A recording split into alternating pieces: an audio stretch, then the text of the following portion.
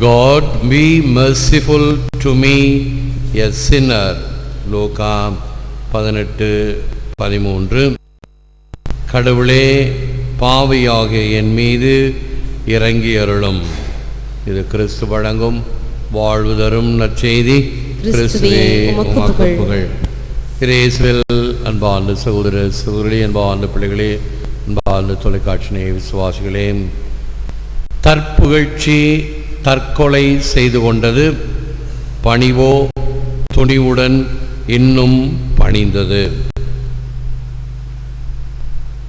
The poison of pride, Pharisee, came near God full of himself and went back unchanged. The publican stood far off from God, empty of himself, and we went back justified. தாழ்த்திய பாவிக்கு பேரு, பரிசேயனுக்கோ சேரு. ஒரு பாடல் ஒன்று உண்டு. சாமி கும்பிட போச்சு 2 ஆசாமிங்க. ஒன்று நல்ல சாமி, இன்னொன்று சின்ன சாமி, பெரிய சாமி.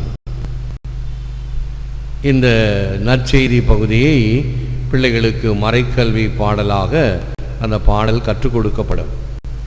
இறைவனுக்கு முன்னால் நாம் எப்படி இருத்தல் வேண்டும் என்பதற்கு நல்ல உதாரணம். தன்னைத்தானே பகிரங்கமாக ட்ரம்பட்டிங் ஒன் செல்ஃப் என்று சொல்லுகின்ற ஆங்கில பதத்திற்கு தன்னையே பீற்றிக் கொள்ளுதல், தன்னுடைய சுய பிராணத்தை.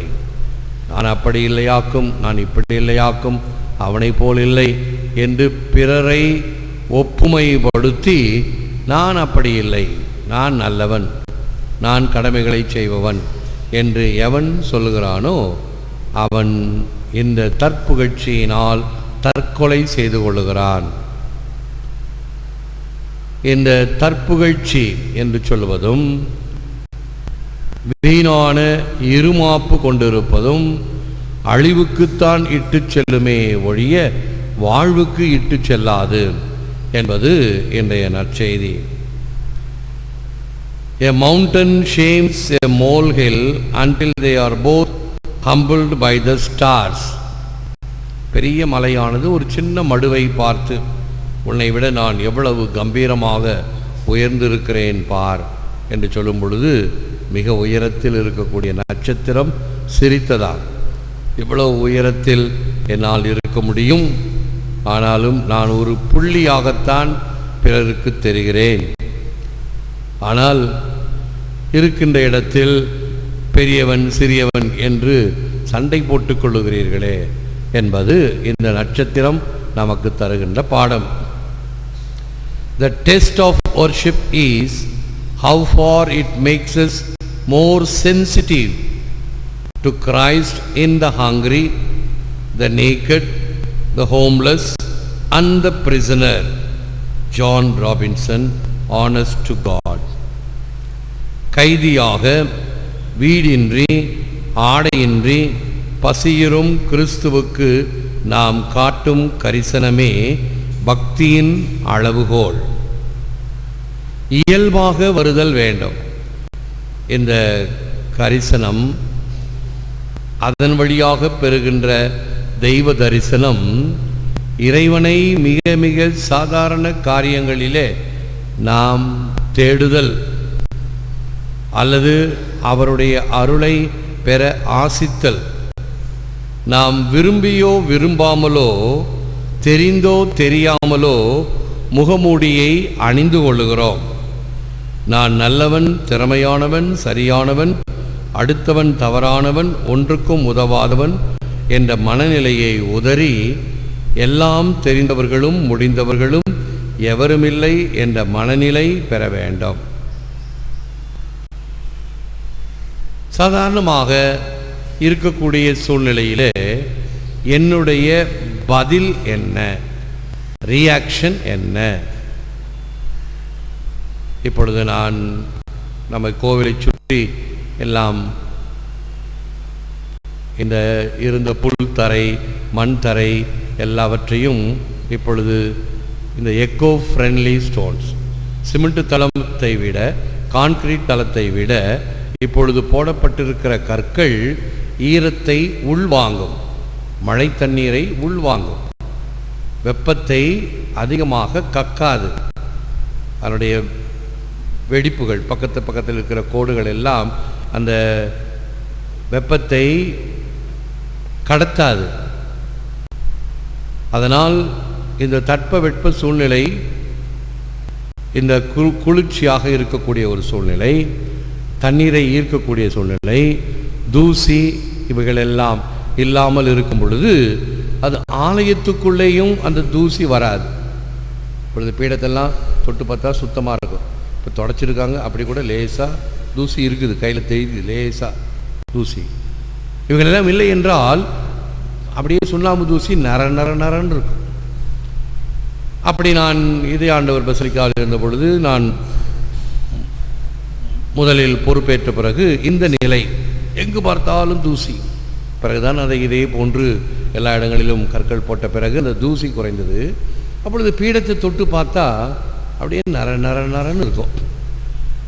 அங்கே சிஸ்டர்ஸ் இருக்கிறாங்க, இந்த அடோரேஷன் சிஸ்டர்ஸ், எப்பொழுதும் ஆண்டவரை ஆராதனை செய்யக்கூடிய அந்த சிஸ்டர்ஸ். அவங்கக்கிட்ட சொன்னேன், தயவுசெய்து தினமும் இந்த காலையில் இந்த பீடத்தை சுத்தமாக கொஞ்சம் தொடச்சி வச்சா நல்லா இருக்குமே. ஆண்டவர் அர்ப்பணமாகின்ற ஒரு திருப்பலியில் வழக்கமான சுத்தம் பிள்ளைகள் மற்றவர்களெல்லாம் பெருக்குகிறார்கள்.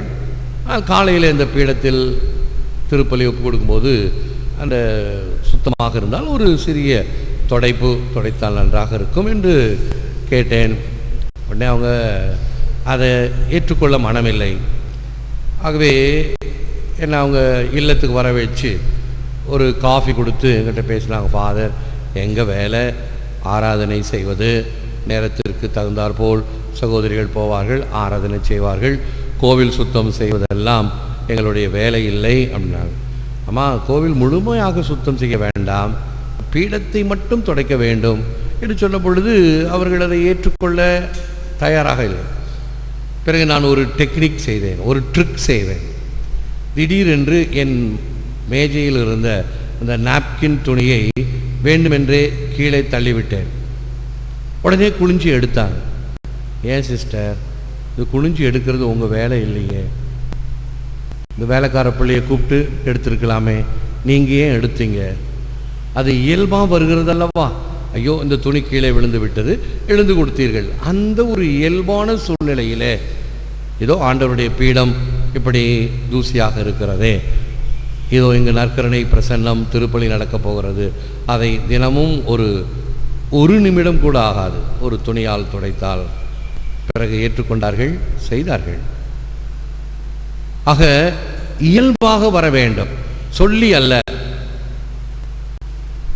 இறைவனுக்காக செய்யக்கூடிய சிறு காரியங்கள் நான் செய்வேன்.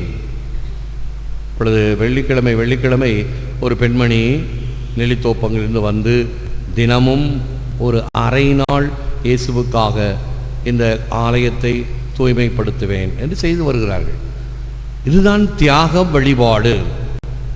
நாம் 1000 சிலுவை பாதை செய்யலாம், திருப்பலிகள் காணலாம், நன்மை வாங்கலாம், சிவமாலை சொல்லலாம். அதைத்தான் இப்பொழுது மரியாயின் சேனையினருக்கு வலியுறுத்தி இப்பொழுது அவர்கள் செய்கிறார்கள். திருப்பலி முடிந்ததும் செபித்து கொண்டே ஆலயத்தை சுத்தம் செய்தல், செபமும் சேவையும். அப்படி செய்யும் பொழுது நான் பணிந்து இந்த வேலையை செய்கிறேன். ஆகவே இறைவனுக்காக செய்கின்ற எந்த ஒரு காரியமும் நிச்சயமாக அது சோடை போகாது. அது ஆண்டவருக்கு அர்ப்பணமாகின்ற ஒரு செயல், செபத்தோடு கூடிய செயலாகும். Each one should judge his own conduct. If it is good, then he can be proud of what he himself has done without having to compare it with what someone else has done. கலாத்தியருக்கு எழுதிய திருமுகம் 6ஆம் அதிகாரம் 4ஆம் வசனம். ஒவ்வொருவரும் தம் செயல்களை ஆய்ந்து பார்க்கட்டும், அப்பொழுது தம்மை பிறரோடு ஒப்பிட்டு பெருமை பாராட்டாமல் தாம் செய்த செயல்களை பற்றி மட்டும் பெருமை பாராட்ட முடியும். மற்றவர்களோடு ஒப்பிடுதல் என்பது தவறு. அவரவர்களுக்குரிய எண்ணத்திலே வளர்க்கப்பட்ட விதத்தில் இருக்கக்கூடிய எண்ணத்தின் ஞானத்தில் செய்கிறார்கள். ஆகவே அதை நாம் ஒப்பிட்டு பார்த்தல் என்பது தவறு. அதே போன்று நம்முடைய குடும்பத்தை பிற குடும்பத்தோடோ நம்முடைய பிள்ளைகளை பிறர் பிள்ளைகளோடோ ஒப்பிட்டு பார்த்தலும் சரியல்ல. இது இறைவன் எனக்கு கொடுத்த குடும்பம், இது இறைவன் எனக்கு கொடுத்த பிள்ளை. ஆகவே அது நன்றாக படித்தாலும் சரி படிக்காவிட்டாலும் சரி, அது சொற்பேச்சை கேட்டு வளர்ந்த பிள்ளையாக இருந்தாலும் சரி அல்லது தான் தோண்டித்தனமாக தெரிந்தாலும் சரி, அழுக்கானாலும் பிள்ளை அழகானாலும் பிள்ளை என்பதை போல ஏற்றுக்கொள்ளுகின்ற மனம் இருக்கிறதா? அது கணவனோ மனைவியோ பிள்ளைகளோ குடும்பமோ சமுதாயமோ பணி செய்கின்ற தளமோ எதுவாக இருந்தாலும் அதை எப்படி நான் ஏற்றுக்கொண்டு என்னுடைய பணியை செய்கிறேன், எனக்கு கொடுக்கப்பட்டதை நான் எவ்வாறு செய்கிறேன், அதிலே நான் பெருமையும் திருப்தியும் கொள்ளலாம், தவறில்லை. ஆனால் பிறரோடு ஒப்பிட்டு அல்ல. அவனை விட அதை விட அந்த குடும்பத்தை விட இந்த பிள்ளைகளை விட இந்த பணித்தளத்தை விட என்று எப்பொழுது நான் ஒப்பிடுகிறேனோ அந்த ஒப்பீட்டில் நான் பெருமை கொள்ளுகிறேன். அது ஆணவம், இருமாப்பு, அகந்தை. அதிலிருந்து தான் ஈகோ என்பது உருவாகும். ஈகோ என்றால் எட்ஜிங் காட் அவுட், கடவுள் அங்கே இல்லை, நீதான் நிறைந்திருக்கிறாய் என்று அர்த்தமாகும். A simple judge of my character is how I treat a person who can do absolutely nothing for me. எனக்கு ஒன்றும் பலனில்லை இவனால் இந்த மனிதனால் என்று இருக்கும் பொழுது அவனுக்கு நான் எப்படி நான் நடந்து கொள்கிறேன் என்பதை பொறுத்து அமைகிறது. பல சமயங்களில் எல்லாருக்கும் எல்லா திறமைகளையும் கடவுள் கொடுப்பதில்லை. அவரவருக்கு தகுந்த வகையில் படி அளந்திருக்கிறார். அதை எப்படி நான் நிர்வகிக்கின்றேன், கடைபிடிக்கிறேன் என்று பார்க்க வேண்டும். நேரத்தை வீணாக்காமல் கொடுக்கப்பட்ட நேரத்தில் மிக சிறந்தவைகளை செம்மையாக செய்தல் வேண்டும். அது ஒவ்வொருவரும் நாம் கடைபிடித்தோம் என்றால், எப்படி நாம் 2-3 நாட்களுக்கு முன்பால் இந்த இறை அரசு வருக என்று சொல்லி செபித்தோம், சிந்தித்தோம். அந்த இறை அரசை இங்கு கொண்டு வருகின்றோம். எனக்கு எதுவுமே செய்ய இயலானவரை நான் நடத்தும் விதமே எனது நடத்தைக்கு சான்று பகரும். ஆகவேதான் இந்த கையூட்டு பெறுதல் என்பது ஒரு பெரும் குற்றம். ஏனென்றால் என்னுடைய கடமை எல்லோருக்கும் செய்ய வேண்டும். ஒரு அரசு அலுவலராகவோ அல்லது ஒரு சமூக ஆர்வலராகவோ அல்லது ஒரு பணி செய்பவராகவோ இருக்கும் பொழுது எனக்கு என்னுடைய பணிக்கு ஊதியம் தரப்படுகிறது. எனவே அந்த ஊதியத்திற்கு ஏற்றவாறு நான் பணி செய்ய வேண்டுமே தவிர எனக்கு கையூட்டு கொடுப்பவரிடம் தாராளமாகவோ அல்லது அவர்களுக்கு சார்பாகவோ செயல்பட்டு எதுவும் தராதவர்கள், கையூட்டு கொடுக்க முடியாதவரிடம் முகம் காட்டுவதோ அல்லது எரிந்து விழுதலோ மிக மிக தவறு. நான் அடிக்கடி கேள்விப்பட்டிருக்கிறேன். அரசு மருத்துவமனையில், அதுவும் மகளிர் பிரிவில், இந்த குழந்தை பேற்று பிரிவில், பிரசவ வார்டில் அங்கு இருக்கக்கூடிய செவிலியர்களுக்கும் மற்றவர்களுக்கும் கையூட்டு கொடுத்தால்தான் காரியங்கள் நடக்கும். இல்லை என்றால் ஏச்சு பேச்சுக்கள் கொச்சையாக கொட்டப்படும். அது அனுபவம் உள்ளவர்களுக்கு தெரியும், தெரிந்தவர்களுக்கு தெரியும். எத்தனையோ பேர் என்னிடம் வந்து தங்களுடைய அந்த அனுபவத்தை பகிர்ந்திருக்கிறார்கள். இவைகள் எல்லாம் மிக மிக தவறு. என்னுடைய கடமையை நான் செய்ய வேண்டும், அதில் முழுமையாக செய்ய வேண்டும். எனக்கு வேண்டியவர்கள் வேண்டாதவர்கள் என்றோ அல்லது எனக்கு கையூட்டு கொடுப்பவர்கள் கொடுக்காதவர்கள் என்றோ பாரபட்சம் இன்றி செய்தல் வேண்டும். Our Lord crucified is an unsurpassable testimony of patient loving of humble meekness.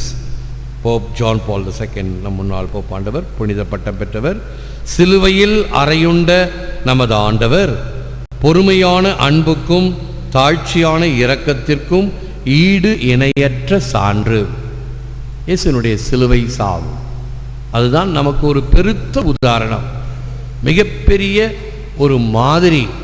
நான் முன்மாதிரியை காட்டினேன், நீங்களும் இவ்வாறு செய்யுங்கள் என்று பாதம் கழுவிய பொழுதும் சரி, சிலுவையில் தொங்கும் பொழுதும் சரி, இயேசு நமக்கு ஒரு உதாரணமாக விளங்குகிறார்.